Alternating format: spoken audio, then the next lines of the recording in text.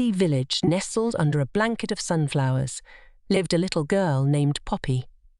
Poppy wasn't tall or strong, but her heart brimmed with kindness, as vast and bright as the sunflower fields beyond her. Every day, Poppy skipped along the dusty village lanes, her eyes wide with wonder and her smile like sunshine.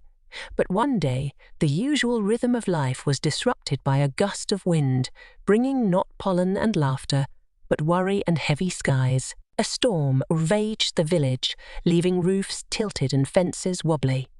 Poppy's heart ached for her neighbours, especially Old Man Willow, whose once proud branches now drooped like weary shoulders.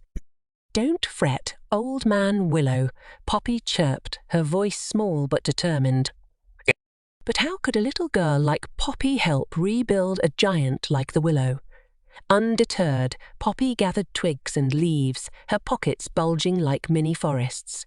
Her tiny hands, no bigger than a sparrow's nest, worked tirelessly, stacking leaves as shingles and twigs as braces.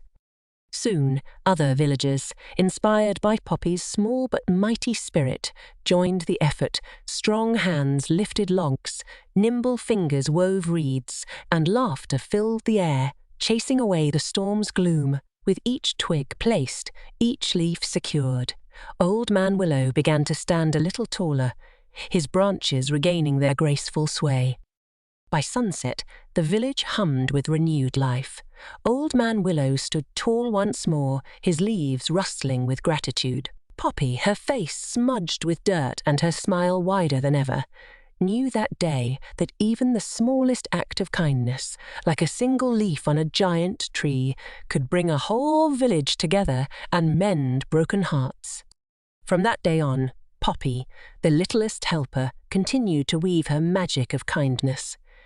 She helped Mrs. Honeybee gather lost pollen, carried groceries for Mr. Torsies, and shared her sunny smile with everyone she met. She learned that big changes began with small steps, and that even the smallest hands could hold the biggest hearts, ready to help and lift spirits as high as the sunflowers that danced in the village breeze.